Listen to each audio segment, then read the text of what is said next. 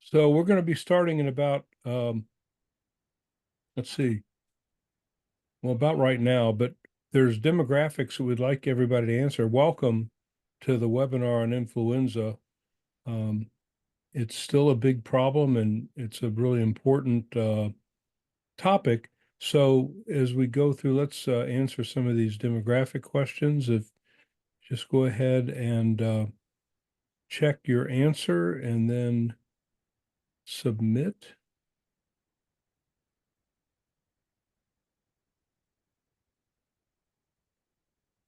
The second question is, I think, cut off. There's more choices. Not showing up on my, oh, I see. You got to expand your the box to see all the choices there. The last answer is I. That's for more than 500. Dr. Saag, everyone can scroll down Oh, right. and And then, yes. yeah. Okay. And then the third question is what proportion of your clinical time is spent caring for people with HIV? And even though this is a webinar on influenza, it's going to be more generalized than just the HIV population. This is important.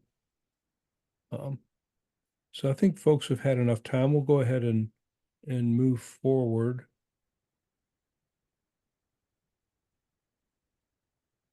Okay. Nice.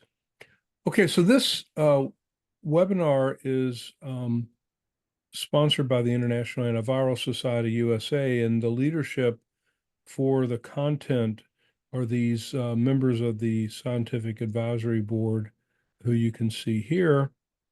And this is the financial relationships for our speaker, Dr. Pavia, and for me.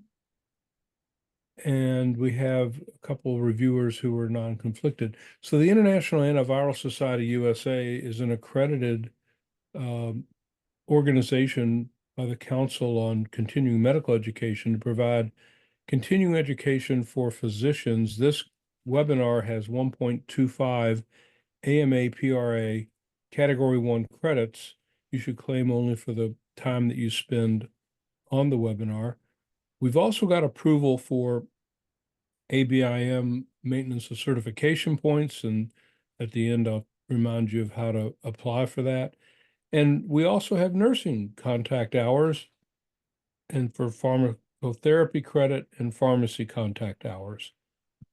And the whole effort is funded in part by supporters from non-restricted educational grants, meaning that the grants are given, but the input into content is firewalled. There's no input from our supporters, and that includes Gilead Sciences, Merck, and ViiV.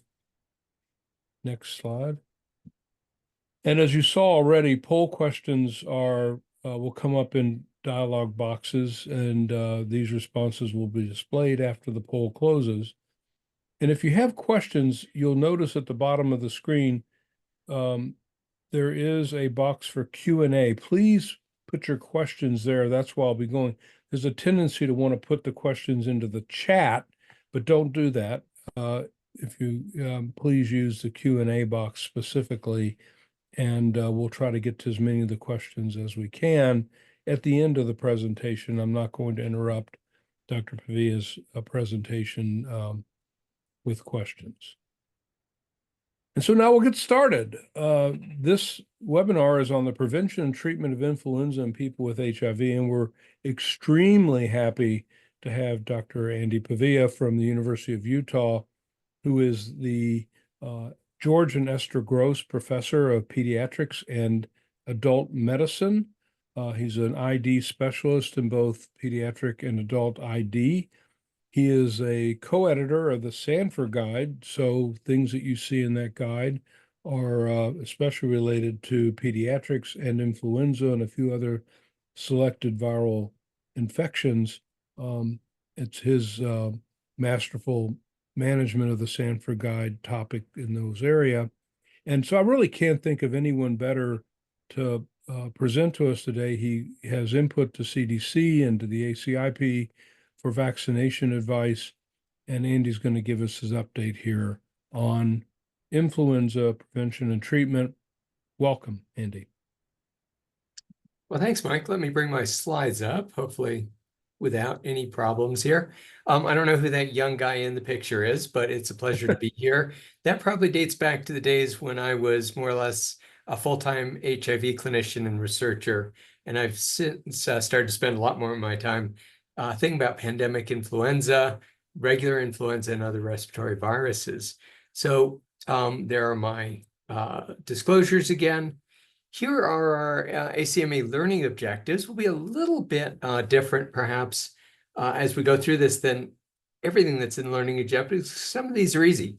So at the end of this session, I expect the learners will be able to describe the epidemiology and severity of influenza virus infection, particularly in people with HIV, to describe current influenza vaccine effectiveness, including the latest research on messenger RNA influenza vaccines. And we put that one together 6 weeks ago, expecting to see the final results of the Moderna mRNA trial. We don't have that. So I will just be able to tell you that it's promising. I'll talk about some other approaches to new flu vaccines.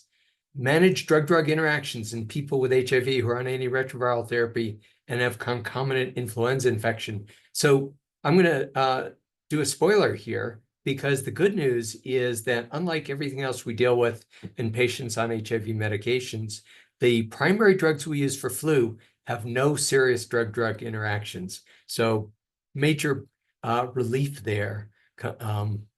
And then describe the latest information on the avian influenza outbreak, which I think is something that is very much on people's minds. And then we'll talk throughout the session a little bit about resistance, which is an issue for flu, not as serious as it has been for HIV in my era, although it's certainly become somewhat simpler now. Let's see, we're not advancing. There we go. All right, we're going to start with 2 pre-test questions to get a sense of how your influenza knowledge in HIV is. So the first patient is a patient of yours who's a 67-year-old man who was diagnosed with HIV more than 15 years ago. His plasma HIV RNA level has been below the limit of detection for many years. His nadir CD4 count was 210, and his current CD4 count's around 620. He has not routinely had a flu vaccine before because he hates needles, didn't think it was important, but now he wants your opinion. So which of the following do you recommend? No flu vaccine, standard dose influenza vaccine, that's the inactivated vaccine, live attenuated nasal vaccine, high dose inactivated influenza vaccine, or something else? So go ahead and have you vote.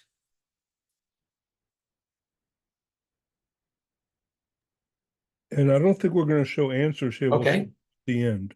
then we'll just move along. Okay. Oh no, I'm seeing them. We did show answers, so we'll talk. Okay, good. So we'll come back to the answers later. Things have started to move on their own, the poltergeists here. Okay, here's the second question. 48-year-old man has well-controlled HIV, and he's also got diabetes mellitus. He was feeling sick for 4 days with myalgia, headache, cough, and fever. Along with some chills, he develops tachypnea, and he's admitted to the hospital and is found to have low oxygen saturation. His chest X-ray shows diffuse hazy infiltrates. So which of the following is the best next step? And you can only choose one. Test him for SARS-CoV-2. He had symptoms for 4 days, so it'd be too late to treat for flu, so we don't need to test. B, test for both SARS-CoV and influenza and await the results. C, obtain a 1,3-beta-D-glucan and induce sputum. Start treating them empirically for trimethoprim sulfa for PJP while waiting for results. D, test for SARS-CoV-2 and flu. Start oseltamivir while awaiting the results. Or E, start ceftriaxone and azithromycin. And who cares about viruses? We won't do any viral testing. So we'll go ahead and vote.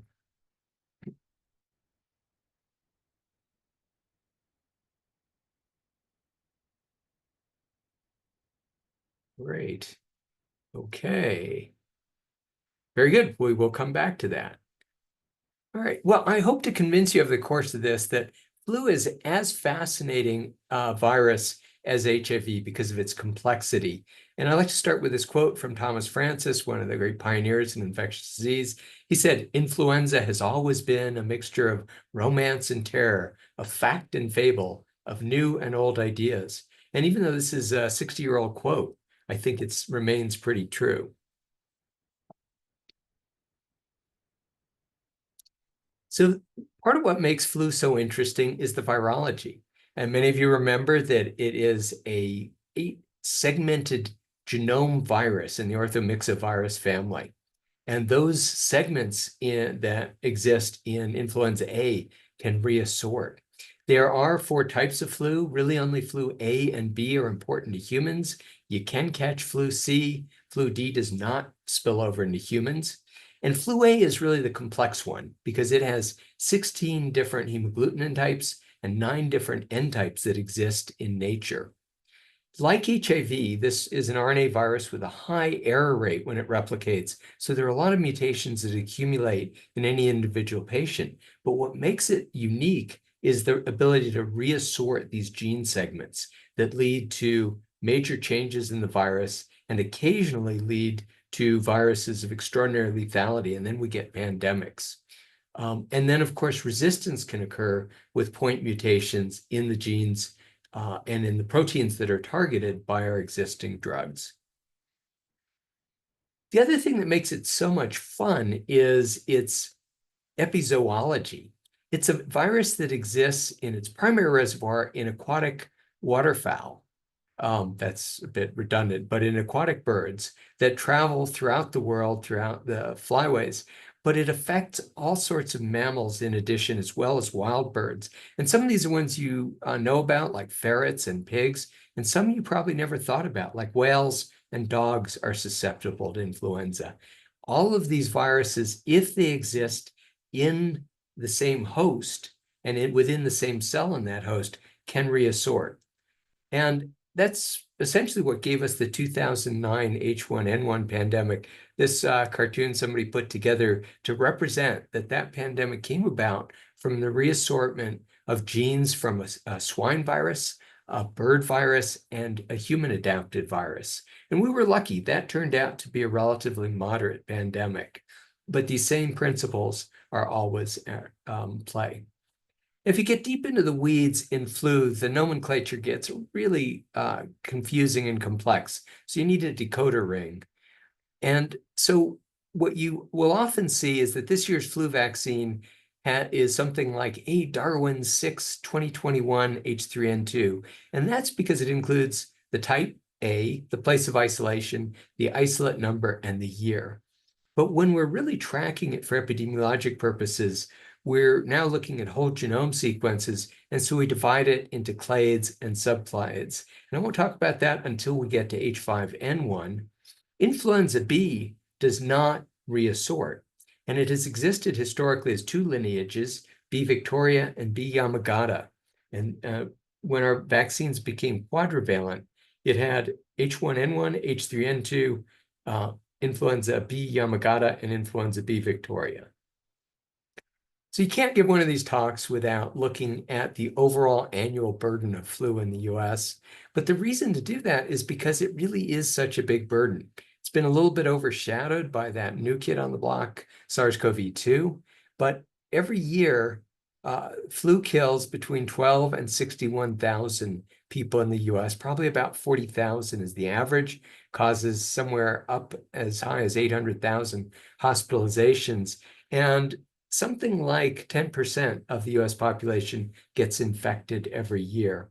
And if we compare it to the average of the first 3 years of the pandemic, you can see that COVID-19 was substantially more severe, causing a much larger number of deaths and a moderately increased number of hospitalizations. It looks like last winter, this ratio has decreased a lot. So now SARS-CoV-2 is still somewhat bigger burden than flu, but only 2 to 3-fold and not 10-fold anymore. So to remind you of why flu can be so serious, we need to talk about the different complications that you can see in people with flu. The mild to moderate outpatient complications are really common: otitis media, sinusitis, asthma exacerbations, croup and bronchiolitis in kids. Newly recognized one is parotitis. But what kills people or puts them in the hospital are the more severe complications. I think we're all aware of the bacterial superinfections that during pandemics are the big killers. And when it's a group A strep or a Staph aureus infection, you can also see toxic shock syndrome.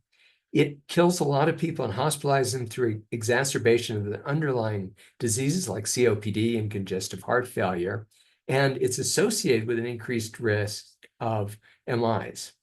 It can cause severe pneumonia all by itself, which can be hemorrhagic, and it can attack muscle cells, both smooth and striated muscle. And so you can see severe myocarditis or myositis. There's also the potential for pericarditis. And the most feared complications, which we mostly see in kids, are neurologic ones, different forms of encephalitis, the most horrible one of which is necrotizing encephalitis. So we're here to talk about people living with HIV. So let's look at a number of factors about how flu interacts with being HIV positive. So overall, in high-income countries, the studies don't suggest that people with HIV get flu more often, but the studies are limited and they're somewhat older. But what is clear is that for people living with HIV, when they get flu, they have higher rates of hospitalization, higher mortality, at least in some older studies, and probably still true for people who don't have well-controlled HIV, because we know that complications can occur with any degree of HIV control. But for those not on ART and those with low CD4 counts, the risk of complications is highest. Now, if we look at a more recent study that was done in a developing country setting, we get some new information that I think gives us a better sense of what happens in people with poorly or less than perfectly controlled HIV. So this group did two studies. One was a cohort study in which they looked at a set cohort of 608 patients, of whom 59% were known to be HIV infected, 65% were on antiretroviral therapy, and of those who were on antiretroviral therapy, most had been on for greater than 12 months. And they looked at the relative risk of getting laboratory confirmed flu if you were HIV positive versus HIV negative. And they found that the risk of lab confirmed flu was almost 3 times higher in the HIV positive persons. So contrast that to what I told you about high income settings. They also did a case control study among patients who tested positive for flu, where the cases were those who were hospitalized who died, and the controls were those who had flu but didn't. And they found an almost 5-fold risk of severe influenza outcomes among people who are HIV infected. And you can see some of the other risk factors shown here as well. And I don't want to dwell too much on this, but if you were unlucky enough to get SARS-CoV-2 and that should be influenza at the same time, there's pretty good evidence, as summarized in this meta-analysis, that you're more likely to end up on a ventilator or to end up in the ICU than if you have either one alone. There does seem to be some interaction where it is relatively uncommon to get co-infected, but it does occur, and when it occurs, it's not good. So I'm not going to talk about COVID vaccines, but I am going to talk about flu vaccines for a minute. And of course, we want to start thinking about prevention as our best strategy. So Louis Pasteur said, when meditating over a disease, I never think about finding a remedy for it, but instead a means of preventing it. And at present, vaccines are our best way of preventing it. And I think everyone's relatively familiar with flu vaccines, so I want to focus on kind of what's relatively new and you might not be as aware of. Of course, flu vaccine is recommended for everyone who's 6 months of age or older. There are groups that are at much higher risk for whom it's a bigger deal. Those with underlying medical diseases, including HIV, those who are immunocompromised, those who are pregnant, who have neurologic disease, who are Native American or Pacific Islander. So this year, all of the vaccines are going to be trivalent. You may ask, why is that? Because I just told you there are two types of influenza B. But after the pandemic greatly reduced all flu transmission, influenza B Yamagata was never seen again. And so we've been 4 years without it. It's been taken out of the vaccine to decrease the costs and increase the speed of production. The other thing that is new for the last 3 years is that enhanced vaccines are recommended for those over 65. That's the high dose inactivated, the adjuvanted, so has a mind of its own, and recombinant vaccine. And this year they added a consideration of using high dose or adjuvanted vaccine for solid organ recipients. There's not a specific recommendation for people living with HIV, but I'm going to show you some data that will suggest that perhaps they should be included. There's a lot of flu vaccines in the market, and there are different types. And I just wanted to remind you of what they are. The standard flu shot is inactivated influenza vaccine, also abbreviated as SDIIV3. It's the egg-based vaccine. There are currently 4 brands for sale in the US. It's the most common, sort of generically available vaccine. Most of us get what our hospital buys or what our pharmacy or our grocery store has. There's also cell culture-based influenza vaccine called CCIIV3. It's got the same dose of antigen, but in some years, making an egg-adapted virus leads to changes that reduce the immunogenicity, and this avoids that. It also provides the ability to make a lot more vaccine quickly in an emergency. There's also live attenuated influenza vaccine, LAIV3. Most of our patients will call it FluMist, and it's important to remember this is only approved for people 2 to 49 years of age who don't have underlying conditions, and HIV is considered an underlying condition for these purposes. And the enhanced vaccines I mentioned include the adjuvanted vaccine. The one that we have in the US contains MF59, which is a very effective adjuvant. There's recombinant influenza vaccine, which is grown in insect cells, and it has 3-fold higher protein content for the hemagglutinin in it, and which gives it some greater efficacy. I'll show you that data in a minute. And then there's the oldest of the enhanced vaccines, high-dose influenza vaccine, HDIIV3, which has 4-fold higher protein component. And I've included the brand names here just so you recognize them if that's how they're being referred to. I think everyone knows that flu vaccines are kind of average in their efficacy. They're certainly save lives. They certainly prevent significant amounts of disease, but the vaccine effectiveness varies from year to year. It's got a median of about 44% over the last 12 years, perhaps as high as 60% and as low as 19% over this time. The effectiveness does tend to be higher if you use hospitalization as the outcome you're preventing rather than medically attended disease. And the effectiveness tends to be lower among those older than 65 years of age and many people with underlying medical conditions. But let's turn first to how much better we know the enhanced vaccines are. And the data aren't great. These are slides that I'm going to show you that Lisa Groskopf very nicely put together for ACIP a couple years ago, summarizing the available data. There have been 1 or 2 studies added since. So this first one is for high dose versus standard dose.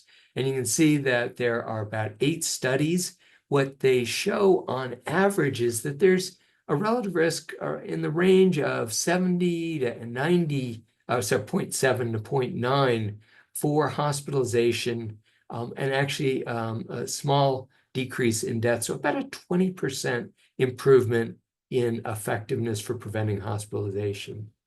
Here are the same types of summary of the available studies. For the adjuvanted vaccine compared to standard dose, somewhat fewer studies here.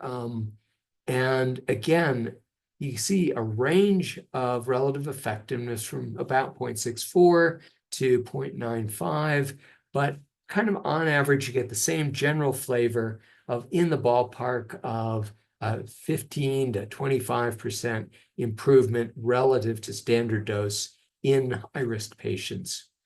And then for recombinant influenza vaccine, there's the least data. There are two studies, one large randomized trial and a retrospective cohort. And you can see, again, about the same relative risk of 0.8. So they are better, but they are moderately better. It's kind of, you've gone from a single to a double, no home runs here at all for the baseball fans out there. The other thing people may not have kept up on is the changing evidence base about egg allergy. We used to go through all of these machinations about what kind of egg allergy you had. Could you eat scrambled eggs? Did you anaphylax? And the data has accumulated to say that egg allergy by itself really does not increase your risk. So now ACIP says any influenza vaccine that's otherwise appropriate for the recipient's age and health status, whether it's egg-based or non-egg-based, can be administered to persons with egg allergy. And if you read down to the bottom, the important point, though, is that when you're giving a flu vaccine, it should be in a setting where you can handle the occasional case of anaphylaxis that will occur. Now, there are some people who have anaphylaxis to flu vaccine, but that appears to be because of other components of the vaccine. And if they anaphylaxis to flu vaccine, they should not get it again. All right, well, let's ponder for a moment the question of, can we do better for people living with HIV? Should they receive enhanced vaccines or should they receive 2 doses of vaccine?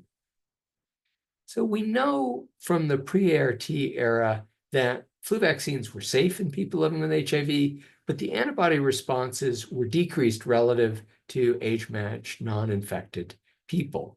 And more recent studies that have looked at people with long-term suppression have shown pretty good antibody responses that are much closer to those in people without HIV. There is a meta-analysis out there that shows that although the studies are small, that as put together, influenza vaccine is effective compared to no vaccine in preventing flu. So it does work in people with HIV, but the quality of the studies is not great. One study did show that there was a decreased cellular immune response to standard dose in people living with HIV compared to those without. And this might explain why there's somewhat decreased efficacy against preventing severe disease. So what about the enhanced vaccines? How much do we know about using them in people living with HIV who are not already over 65? So there have been a number of studies looking at adjuvanted vaccines.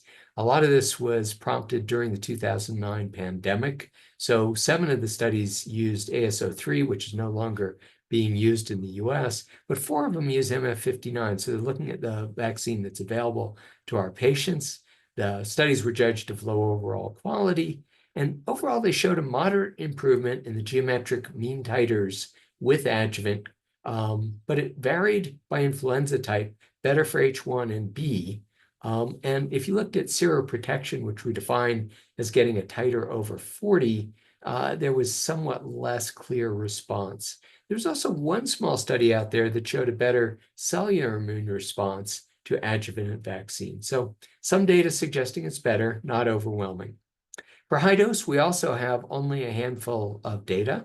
There's this one very nice randomized trial done by our colleagues at Penn, but this was back in, what do we call this? Anyway, patients were on 2011, 2012, and it was a randomized trial, almost 200 HIV-infected people.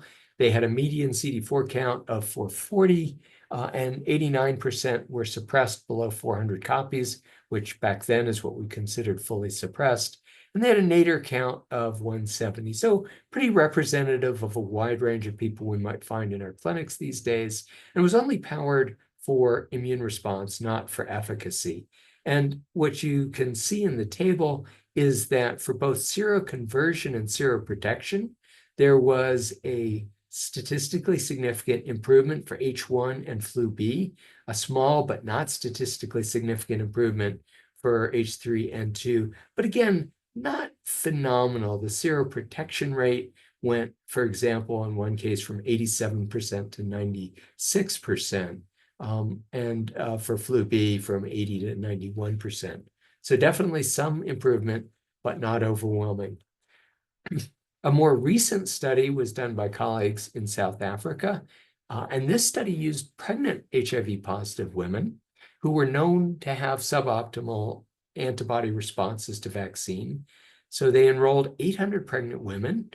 They were young, as you might expect. Median CD4 count was 459, median HIV viral load about 5,000 copies, and 29% were fully suppressed below 40 copies. And they were randomized to 3 strategies. The regular vaccine is a single dose, a double dose of the regular vaccine given at the same time, or 2 single doses a month apart. And everyone got a placebo, so they didn't know which arm they were on. And their primary outcome was seroconversion, each strain. And what you can see in the bar graph below, orange is the double dose, and there was a modest increase in the seroconversion rate to all 3 viruses, statistically significant for all 3 of them, and not really any significant improvement if you gave 2 doses separated by a month.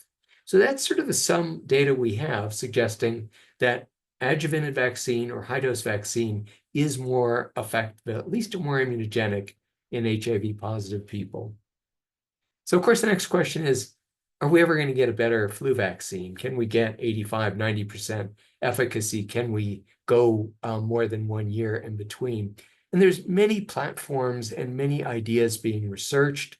One of them targets the hemagglutinin stalk. There are some conserved domains on the intact stalk, but there's also an approach that cuts the globular head off and uses the remains of the stalk, kind of the base of the stalk, as a target. And that's really moving forward at Mount Sinai and at NIH.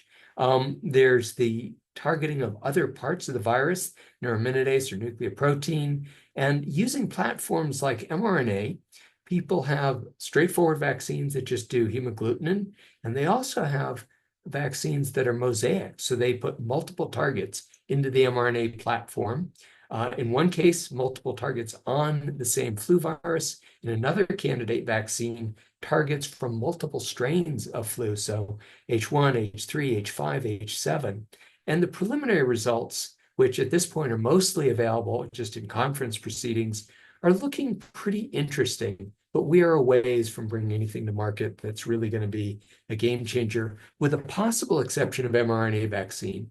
We expect by the end of this year to see publication of the first data on Moderna's mRNA vaccine, and others will follow.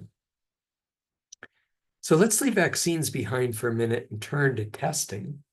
So if you've been following CDC's recommendations, as well as what we said in the IAS-USA guidelines, molecular assays are preferred because they are much more sensitive. There are currently 2 antigen assays that are FDA EUA authorized, but when I checked just yesterday, they're not really available for purchase, at least not near me. But what's important is to know and to think about who you want to test for flu. And the first thing to know is that you really can't tell SARS-CoV-2, COVID, apart from flu when both are circulating. There are some subtle differences, but you can't clinically determine which is which. And co-infection can and does occur, although not super commonly, so that for patients who are sick and are hospitalized, they really should all be tested for both flu and SARS-CoV-2, whether they have undifferentiated fever or respiratory symptoms. And in critically ill patients with a negative test, remember that you can detect flu in lower respiratory tract specimens when sometimes the nose is negative. So in intubated patients, consider repeating your viral testing from a tracheal aspirate or a BAL. Now, for non-hospitalized patients, is it worth testing? And the recommendation that we put forward there is that if you already have made a decision as to what you're going to do, you're going to treat this patient because it's the middle of flu season and it sounds like flu and it smells like flu and their partner has flu, then there's really no need to test. But if it will change your management, you should test. And I can't go through this without reminding you that RSV is a major cause of respiratory disease in older adults and those with immune compromise. This is, for those who like algorithms, is an algorithm that is in the IAS-USA guidelines, which essentially says what I just told you, that if the patient's admitted to hospital, test, and if the patient is not admitted to hospital, if you already are committed to a course of action and the results won't change anything you do, then you don't need to test. But if you are on the fence about whether to treat them, their partner, whether to isolate them, then you should go ahead and test. And I added one thing to the right side of this, which is for the patient who is out of season or has atypical signs of symptoms. In this era of H3N2 variants and of H5N1, you should ask whether they've had exposure to birds or cattle, particularly to farms where there has been influenza outbreaks or sick cattle. And in that case, they need to be tested. What to test with? This isn't going to be in our hands very much. This is going to depend on what our clinical lab has purchased, but this is just a listing of some of the multiplex molecular platforms that can test for at least flu and SARS-CoV-2. Some of them test for up to 17 other viruses. And most of these that I've listed here have rapid turnaround times from 20 minutes to 3 to 4 hours. Some of them are suitable for use in a clinic, such as the Cepheid assay, which is relatively cost effective. I think once you purchase the machine, it costs about $50 an assay. And there are a number of other platforms coming online. But you should be looking to have a molecular assay available for your inpatients and ideally for your outpatients. Changing gear again to antiviral therapy, this is going to feel a little familiar to HIV clinicians. We have drugs that target different parts of the viral life cycle, and this is a cartoon of flu, not of HIV. But many of the principles are the same without integration. So there's attachment, there's endocytosis with uncoating, the virus reaches the polymerase complex using some of its own proteins as well as some host proteins, transcribes, it's then translated, it is assembled, and it buds off the surface. And the drugs that we have that currently work for influenza either target the release of the new virions from the surface after budding. So this is not like lenacapavir, but this is budding does occur, but it has to be cleaved with neuraminidase inhibitors. And those are the drugs we know the best, oseltamivir, zanamivir, and peramivir. Peramivir is very expensive, but it's our only IV formulation. And what's new on the scene over the last 3.5 years is a drug aimed at the polymerase, and that's the one that's on the market is baloxavir. Pamodavir is in late-stage development, but there were some recent results that were disappointing, so I'm not sure if it's going to continue going forward. So who should we treat? This is relatively straightforward, but I think many people have some misconceptions about it. And the misconceptions stem from the fact that the clinical trials done on outpatients with uncomplicated flu clearly show that there's a benefit if you treat within the first 48 hours. That benefit is greatest if you treat early, but after 48 hours, you can't demonstrate a benefit. And that benefit's about a 24-hour reduction in the time to alleviation of all symptoms. But we're really interested in preventing severe disease, although it's nice to get people feeling better in 24 hours and back to work, sometimes up to 3 days faster. So these are taken directly from the IAS-USA guidelines. Clinicians should start antiviral treatment as soon as possible for adults and children with documented or suspected flu who meet any of the following criteria. They're hospitalized with influenza, regardless of illness duration. That's an important point.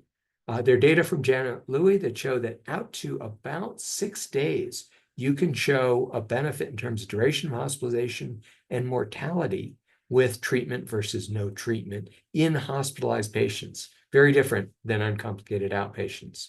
Outpatients of any age with severe or progressive illness, outpatients who are at high risk for complications of influenza, including those with chronic medical conditions, and I would add HIV, and then young children, adults over 65, pregnant women, and those 2 weeks postpartum. Baloxavir is an interesting drug, and I wanted to spend a few minutes going over, what it can do and what it can't do relative to oseltamivir. So this is a randomized clinical trial that randomized patients to placebo, baloxavir, which is given as a single dose, or oseltamivir with the standard 75 milligrams twice daily. And what you see on the left is baloxavir compared to placebo.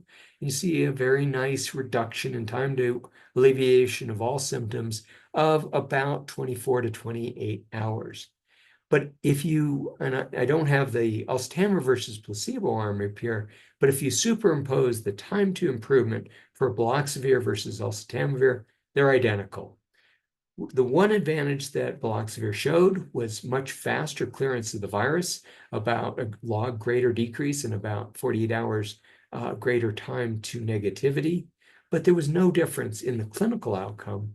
And treatment emergent resistance was essentially 0 in this study for oseltamivir, but about 10% for baloxavir. Now, the patients who had treatment emergent resistance did get better, and there was no clinically meaningful difference, but that's still resistant virus. That is something we should pay attention to. A second study was done, and this is published by Mike Eisen. It was a little bit different. So it compared baloxavir to oseltamivir and placebo, this time in patients with at least one risk factor for hospitalization. And on the left, if you look at the Kaplan-Meier curves, you see that baloxavir in red and oseltamivir in blue look pretty similar. Slight separation, but not really meaningful, both better than placebo. But in this study, about half the patients had flu A and half the patients had flu B. And we know that flu B generally is less susceptible to oseltamivir. And so for the patients who had flu A, the red and the blue lines are superimposable. But for flu B, baloxavir was clearly superior, and oseltamivir was not doing a whole heck of a lot. Resistance is relatively rare, thankfully, leading up to this fall in circulating viruses to either drug. But treatment emergent resistance can occur, and when it does occur, it most often happens among severely ill patients who have severely immunocompromised immune systems. So this might be your patient with single-digit CD4 cells, or a transplant patient, or somebody on significant levels of biologics. And that virus can occasionally be transmitted. The story for oseltamivir resistance is relatively straightforward. There's a cardinal resistance mutation, don't memorize this, that occurs most commonly, and it confers resistance just to oseltamivir. Zanamivir can still work, peramivir not so much. But there are pathways that the virus can take where it becomes resistant to all available neuraminidase inhibitors, including those that are not marketed in the US. And transmission of resistant virus has occurred, but fortunately it has to date remained uncommon. This year, there were some articles describing a novel pathway involving 2 mutations that by themselves didn't lead to much resistance, but together led to high-level resistance to multiple neuraminidase inhibitors. It's been found in 4 countries in Europe, as well as in the US, at very, very low levels so far, but we'll have to see what this winter brings. Baloxavir resistance is also, from a molecular point of view, fairly straightforward. There's one position where most of the changes occur, either in I to T or in I to M. And this, of course, is in the polymerase gene rather than in the neuraminidase. And it occurs, as I said, about 8 to 10% of treated patients, but this varies by who you're talking about. It's higher in children, lower with H1N1 viruses, and much lower with flu B. In Japan, this drug's really caught on. They use all antivirals much more than we do, and they use a lot of baloxavir.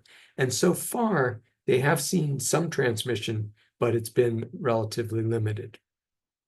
As HIV docs, everyone's thinking, well, why would you just use one antiviral? Why not use 2?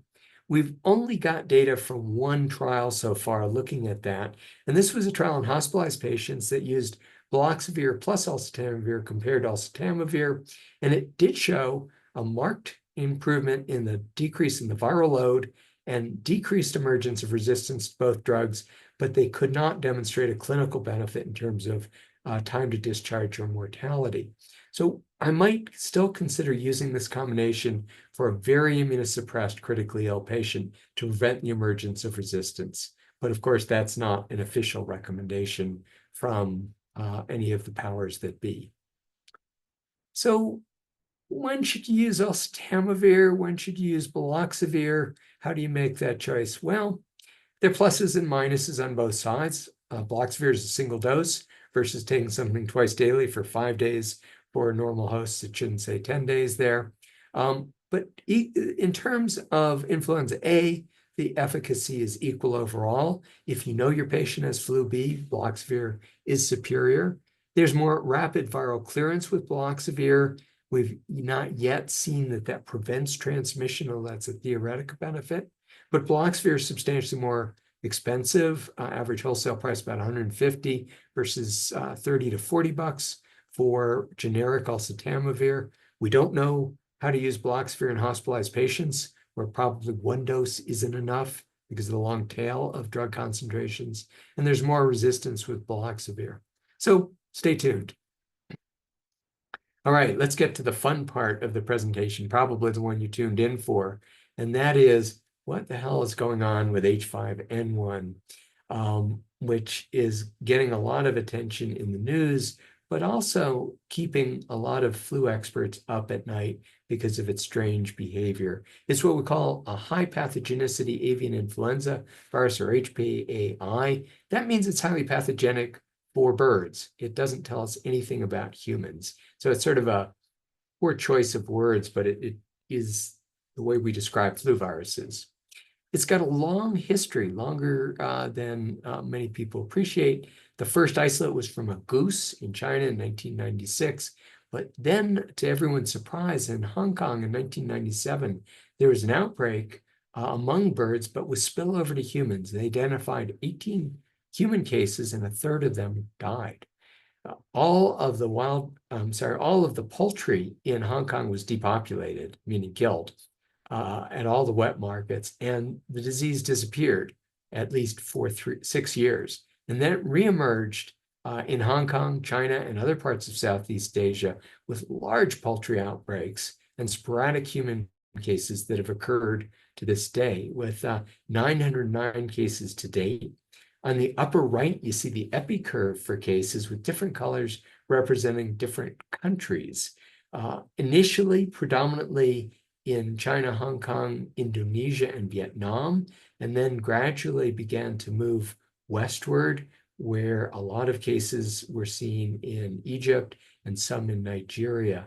But it sort of has died out or decreased as a human pathogen in these areas. But in 2020, there was a reassortment event that led to this ancestral, what we're now calling the Eurasian clade of high pathogenicity H5N1 that was found in the US in that same year. And it triggered these huge outbreaks among chickens. And there were huge amounts of chickens depopulated, culled from commercial and backyard poultry farms. And one way of measuring the impact of that is shown in that lower right. That's not a case graph, that's the price of eggs. And you can see that it more than doubled during the worst of the outbreaks among egg-laying farms. And that's since gone down, but it's more fun to show this graph. So is this a pandemic virus, and does it have pandemic viral potential? To become a pandemic strain, there are a bunch of ingredients that have to go into the mix. So the virus has to be able to infect humans. So far, H5N1 isn't very good at that. It has to be transmitted efficiently between people. So far, it can't do that. There has to be a lack of population immunity. None of us have any immunity to the H5 gene, although we may have some immunity to N1. It has to be good at immune evasion, which is a complex interplay of several genes, and it has to cause severe disease. And in Southeast Asia, the disease we saw was very severe. Half of the patients died. But as I'll show you in a minute, that's not been the case in North America since the emergence of the clade we're calling 2, 3, 4. It really should only be 2, 3, 4b. I'm not a great typist. It's killed over 900 million birds in the US, but no people to date. In 2020, it was mainly occurring in poultry flocks, and we were seeing wild bird die-off, hawks, owls, and the like. But in May of 2021, something weird happened. It was detected in a bunch of wild fox kits. And about the same time, there was a case in a human who had been cleaning out a poultry farm that had an H5N1 die-off. But then over the next couple of years, that we identified cases in a large number of other carnivore species, including foxes, badgers, otters, lynx, dirty polecats, and seals. And there was also, about that time, an outbreak on mink farms in Spain. And that caused high mortality among the minks until the attempt to clean it out led to 52,000 minks being sacrificed. And this is worrisome to us because minks were transmitting clearly mink to mink in their closely spaced cages. And this looks a lot like the cages that are used in ferret transmission experiments in laboratories. So this marked a new turn of events and it was associated with one mutation in the PP2 gene, one of the polymerase genes, that is known to be associated with human adaptation, or at least mammalian adaptation. And since then, there have been a lot of different mammals who've been infected. This is a map from the USDA. Each of the different symbols represents where a different mammalian species in the US has been found infected with H5N1. And you can see on the right, the range of species. A lot of these are carnivores that we think were feeding on dead birds, big cats that were in captivity, like tigers, bobcats, mountain lions, black bears. But if you read farther down, you see bottlenose dolphins, gray seals, harbor seals, and you say, what the heck? And yes, it is infecting marine mammals. And among the marine mammals, there is pretty good evidence that they're transmitting it among themselves, probably as they haul out on beaches. And of course, if you've seen seals and sea lions, you know how crowded their conditions are on land. So all of a sudden, it's becoming a disease among a wide variety of mammals. And then in April, things really took a turn when something that nobody ever expected happened. Dairy herd in Texas was identified as having cows that had mastitis. Their milk production went down. The milk looked yellow and disgusting. And they were tested for influenza. And H5N1 was found in the milk. And interestingly, only a small amount of virus could be detected in the respiratory tract of these birds. And it's since spread very broadly among dairy herds in the US, this in spite of relatively poor testing and surveillance going on. So you can see the number of states involved in the upper right, with Colorado leading in a map down below. But we know that in many states, really almost no testing is going on. So this is not a very complete picture. Cats at some of these farms who drank the raw milk died with severe disease, including brain involvement. That has really gotten our attention. But the human toll has been relatively low. There to date have been only 14 cases in the US of avian flu. Almost all of them are quite mild. Conjunctivitis has been an unexpected symptoms. 4 were for cow exposure, 9 from people working with infected birds. But recently, there was this case in Missouri of an older man with significant medical comorbidities who had no exposure to sick cows, to sick birds, or to a known person with flu. So he may be part of a chain of human transmission. We just don't know. 2 of his contacts had mild flu-like symptoms, but were not tested in a timely manner. I added this picture from an article that hasn't quite come out yet from Tom Peacock in Nature that's a really interesting review of how these spillovers in mammals are occurring. But the reason I show this is that in those little cartoons, you see the recombination events. So remember I told you that recombination of gene segments is how flu changes dramatically. And what you can see is the number of recombination events that occurred as 2, 3, 4, or 4b made it to the US, then went to South America and affected marine mammals, and then what has led to the outbreak of what some wags are calling cow flu. We have quite a few isolates from recent times from cattle and from other animals, and there's some key observations from this from Mike Warby. One is that it's pretty clear that there was a single spillover event to wild cattle because the original virus was virtually identical, but it has since spread to humans, as we talked about. It spread back to chickens, to other domestic animals. There's been at least some cases in grackles identified so far and in raccoons, and there's a fair bit of genetic diversity as these changes have occurred. So far, only a few changes have been identified that are potential adaptations to mammals, but truth be told, we don't know what the changes we should be looking for are in all settings. So where are we now? And is this going to cause a pandemic? One thing that should be reassuring is that this virus has been around for coming on 3 decades, and it hasn't caused a pandemic yet. But there are a lot of things that are different and somewhat alarming. It's clearly changing its ability to infect mammals. We don't know all of the steps that would be required for this to become an easily transmissible strain, but we know that recombination gives it sort of a superpower to do this. There are a large number of infected herds and other mammals, which makes the opportunities for recombination between human viruses or other influenza viruses more likely. We also know, I believe, that we're not doing a great job of doing surveillance yet on farms for farm workers, a very disadvantaged population, or even among other mammals. We do have wastewater surveillance, which so far has been able to detect H5 in places where it's going on among cattle and where there are bird outbreaks. So that may prove very useful in the future. So as far as whether H5N1 is going to cause a pandemic, I think we need to stay tuned. We need to stay alert. We need to invest in it, but we don't need to panic. Who knows what will happen? Sorry for the bad pun. I just wanted to show off one of my photos that I like. All right, to wrap up, influenza remains a substantial cause of morbidity and mortality, and people living with HIV are at risk of complications of influenza, and this probably extends to some degree up to people with very well-controlled HIV because of their immune activation. Influenza vaccines are only moderately effective, but they are effective. They save lives. We should use them and talk people into getting them. Higher dose and adjuvanted vaccines improve the immune response in HIV-infected people. They're indicated for people over 65.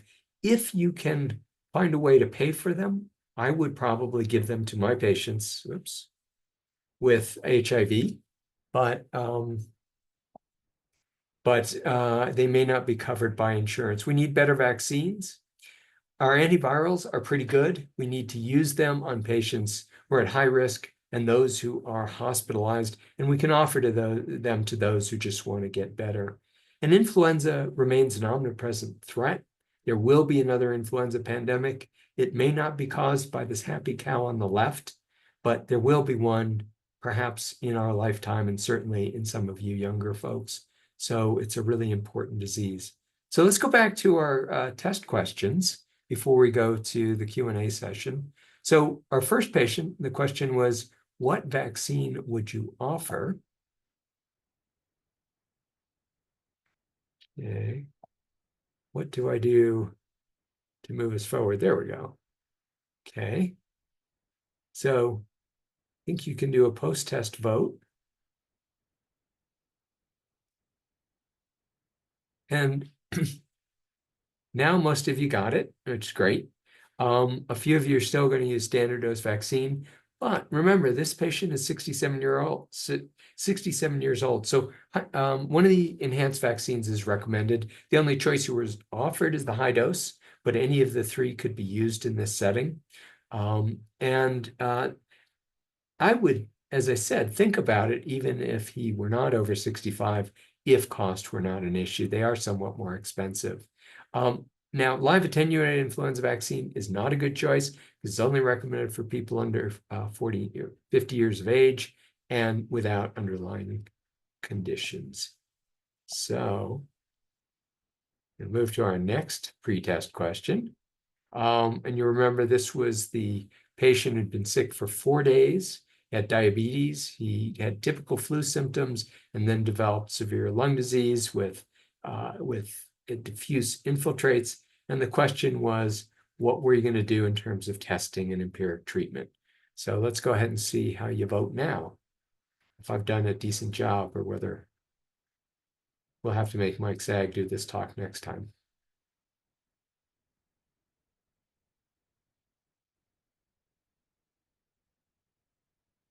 Okay. Getting some results in. I don't know if I'm supposed to do anything here.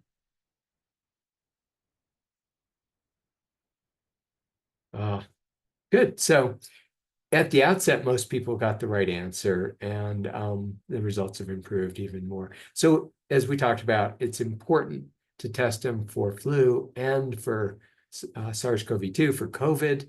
Oops, let's move forward.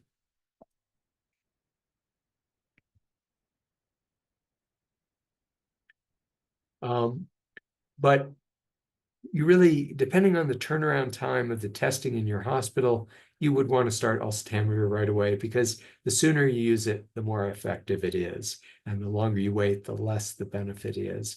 Now, of course, if you have a 20-minute turnaround in your lab, that may not be important.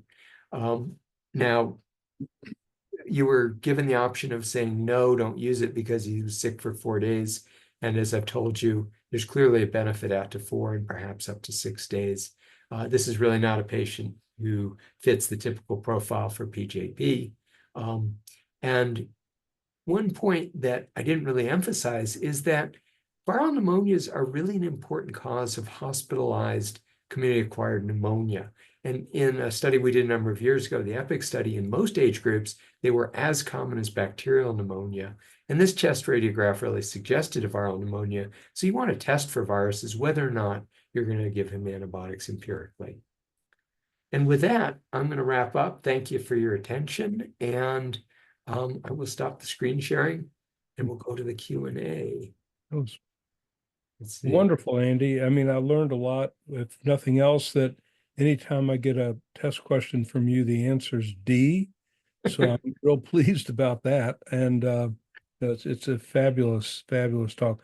We have a couple of questions that have come in and then some backups that came in before the webinar I want to go to. So this is from Brian, asks, should we prioritize people with HIV to get either Flublok, regardless of age, instead of the inactivated Fluzone? So maybe we could translate those trade names for what they are. Yeah.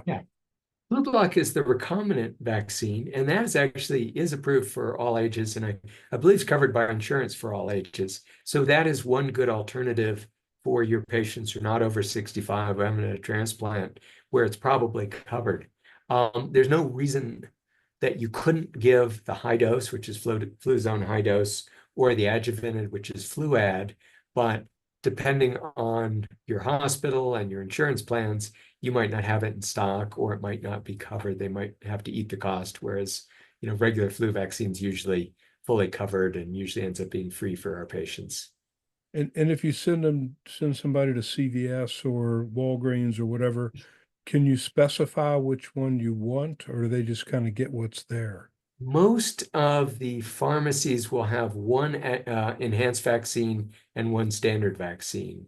So you would probably want them to look in advance to see which enhanced vaccine they have available.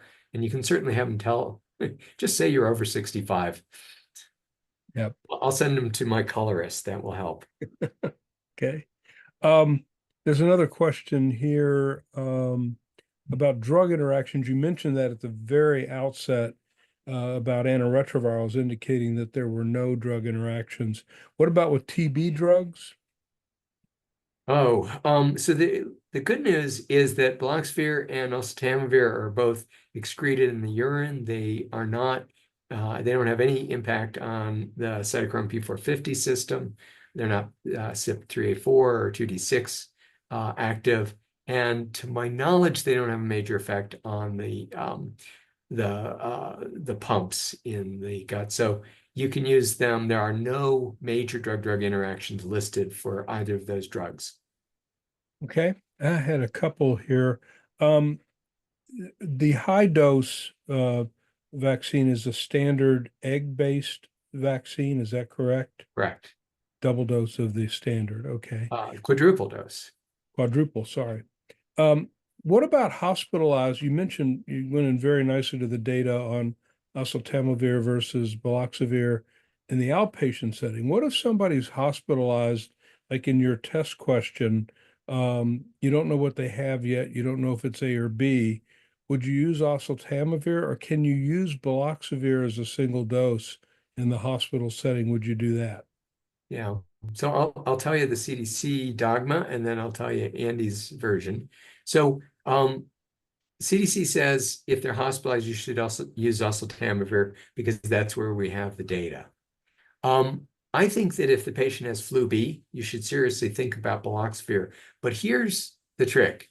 The single dose is designed for people who have uncomplicated flu, who are going to be clearing the virus pretty quickly. And by day 3 to 5, the levels are getting quite low, and I would worry about the emergence of resistance. So what I have done for patients with flu B who are hospitalized and quite sick is to follow the protocol that was used in that combination therapy, which is to give a single dose on day 0 and then repeat it at day 3 so that the levels will stay elevated for out to 7 days. If they're a transplant patient, what I would do is probably give combination therapy in spite of the fact that we have very limited data, because transplant patients are the ones who are going to get resistance if they're being hospitalized for severe flu. And obviously, we still see patients who can name all of their CD4 cells, and they would be very much like a hospitalized patient in terms of their risk of getting very severe flu and dying of it. One thing we didn't talk about, except just in passing, was peramivir, which is, I think, a drug that's made out of Japan, and it's been used a lot in Japan, as I recall, but it's an IV-only drug, and it's used for hospitalized patients only. Is there a time when you would pull the trigger on that over, say, oseltamivir or maybe baloxavir? So there is a limited role for it. And in a number of studies looking at hospitalized patients, they tried to show a benefit head-to-head, and using higher doses, standard dose, there was no benefit. So in terms of efficacy, they're similar. There are some patients. So we also know that if you're too sick to take oral medications, but your gut is more or less working, that is, you have an NJ tube in, you're not on permanent suction, things are going through. There are good PK studies that show that oseltamivir is absorbed. Peramivir costs about $2,000 a dose. So there's, a disincentive for using it. So where we've used it is in patients who are on ECMO or who've had catastrophic shock, and we don't think their gut is working at all. But for somebody whose gut is relatively intact, but who's still intubated and can't take oral medications, we use NG or NJ oseltamivir preferentially. Okay. One other quick question. I don't think you mentioned this, but if we do have an H5N1 outbreak, will either of the oral drugs that are on the market, oseltamivir or baloxavir, will either of those drugs work? Great question. So they are active in vitro. There have been probably now several thousand isolates looked at for the known mutations associated with resistance. They've been found in less than a half of 1%. So the drugs are predicted to be active. How well they would work is going to depend on the severity of disease. There are pretty decent case series and anecdotal experiences from Vietnam and Thailand, where patients with bad H5N1 seem to get better when they were given oseltamivir. I got to be part of a study where that was done, but it wasn't controlled, and we don't know. And of course, this is going to be a different virus. So we think they'll work. They are our primary tool, but we'll have to do effectiveness studies pretty quickly when it happens. Yeah, and I don't remember, I remember you talking about it was the outbreak, I think in Hong Kong or whatever, 14 people got it, 5 or 6 died. Do you know if they got treated with antiviral agents? I don't recall, but I think Yeah. that in the early outbreaks, treatment may not have been offered. But by the Right. time it was becoming a little bit more common, I can speak to Vietnam because I got to go to Hanoi on an NIH fact-finding trip. They were identifying it relatively quickly and were treating their patients. They did see as they started to identify it earlier and get treatment on board, they seemed to think that the outcomes were getting better. And then there was an NIH-sponsored study to look at the efficacy of single versus double dose. And of course, once they started the study, they stopped seeing a lot of H5 cases, so it didn't That's really the come way, up with a good answer. yeah, that's the way it goes. I think that's all the questions that we'll leave the Q&A box open here for another 30 seconds while I ask just kind of another general question, and that is there any indication, let's say there's an outbreak in your community and you've got immunocompromised people, let's say not HIV well controlled, but somebody who's on some T cell therapy. Is there any role for prophylaxis or say nursing home outbreaks, that type of thing? And what would be your criteria for pulling the trigger on that? Yeah, I left that out because in the interest of time, the one setting in which we really know that prophylaxis makes a difference is in nursing home outbreaks. And the recommendation there, based on quite a few outbreaks and experience, is if you have more than 2 cases, you have 2 or more cases in a nursing home, you should just put everyone in the nursing home on prophylaxis, and that will stop the outbreak. And these nursing home outbreaks are really deadly. And probably the same would be true for something like a sniff or, I mean, or like an acute care Rehab, yeah. where some of our patients might be after major surgery or for rehab, that sort of thing, or for home IV therapy, because let's say they've got endocarditis and they're in a skilled nursing facility. Outside of that setting, I am fairly discriminatory about who I would prophylax. So if a patient is severely immunocompromised and they have a family member who develops flu, I would start them on prophylaxis. The standard prophylaxis regimen is to use half dose. That is to use 75 milligrams a day of oseltamivir. But you don't know when the person's exposure really started. And they may actually be about to get flu. They may be in early incubation period or rather than just being exposed. So when using prophylaxis, you should seriously consider just giving full dose. Drug's cheap, the side effects are pretty modest. But I don't think you need to do it generally for everyone with low-level immunosuppression who has disease in their household. But what I would do instead is tell those patients that if they get the first fever, sore throat, flu symptom, you are going to call oseltamivir in for them or even give them a prescription to fill the minute they get sick. Because if you start it within the first 12 hours, it actually is a very, very good drug. It's a Yeah. mediocre drug if you wait 24 to 48 hours. Yep. Couple of last questions here that just came in. What's the Fluarix efficacy this year? I don't know. We know that yet, right? Yeah, of course we don't have any data for this year because we have not yet seen significant amounts of flu. It's coming up a little bit in some areas, but it's not significant. There was a pretty good match in the Southern Hemisphere between the circulating clades and the vaccine. And the preliminary estimates, I don't remember the exact numbers, but from Australia, the effectiveness estimates were pretty average. 40 or 50%, something in that range. Not great, but not showing a big mismatch. About 1 year out of 10, what is happening in South Africa and in Australia and New Zealand, which is where we get our data that predicts what we can expect this year, is wrong because virus makes a big shift between moving from the Southern Hemisphere to the Northern. But most years, we can get a pretty good idea of what we're in for from the Southern Hemisphere. And this year, they had a pretty average flu year with a pretty average flu vaccine efficacy. And 2 final questions. One of the questions is about baloxavir availability, that there was apparently an outbreak of B in April of 24, and that was hard to find the drug. Is that going to be a problem this year? Do you know? Yeah, I don't know. Hmm. We haven't heard anything from the manufacturer about that. Um, it's so hard to predict because Yeah, it kind of depends where they're selling the drug and where they're shipping it and what their production line looks like. right. And maybe by April they had slowed down. Who knows? Yeah. The final question I have is something you alluded to at the beginning, but just if there's more you want to say about the mRNA vaccine, anything that you have insight or that you can talk about publicly?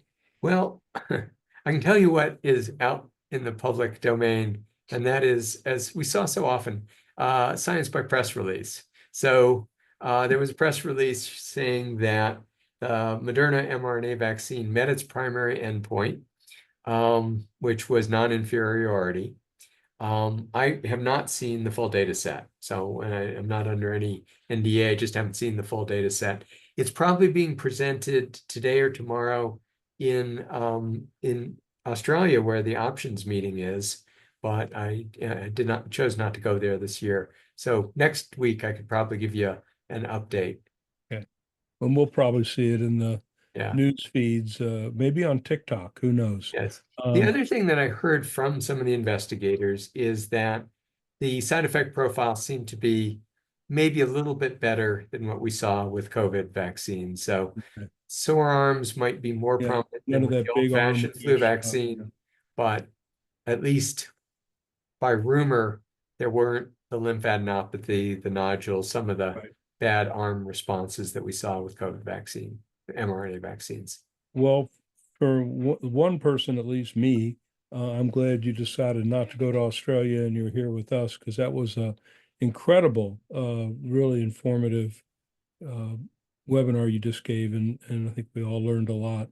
There's a couple of finishing slides here that we have that we can bring up.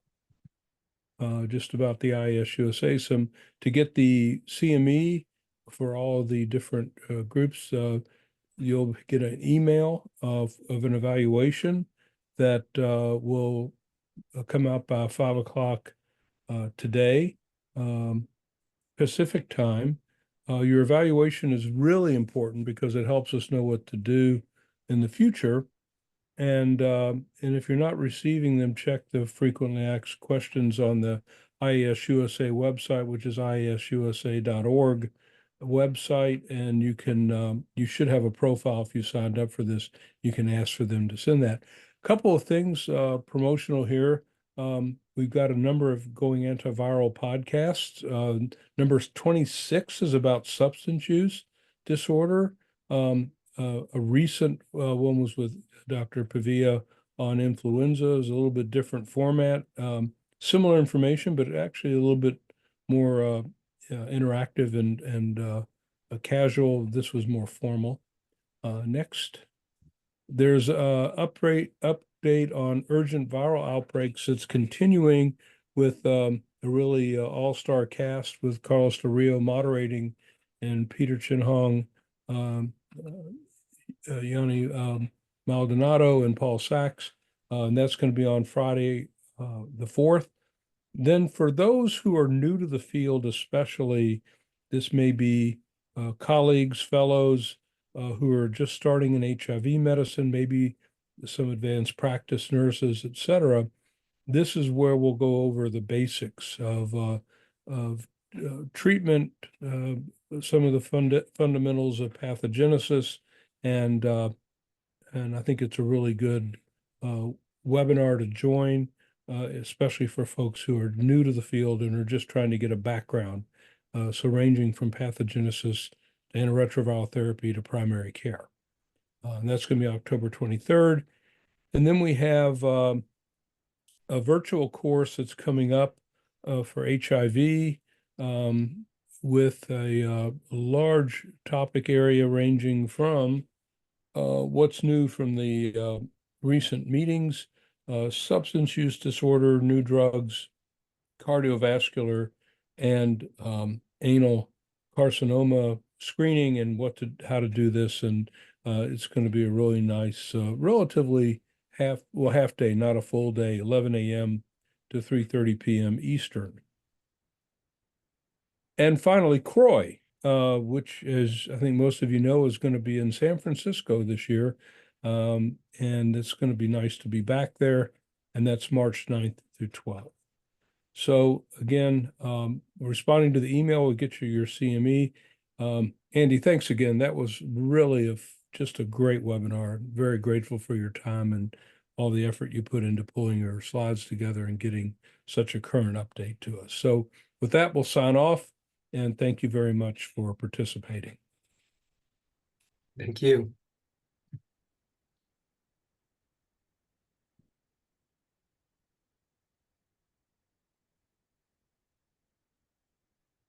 All right.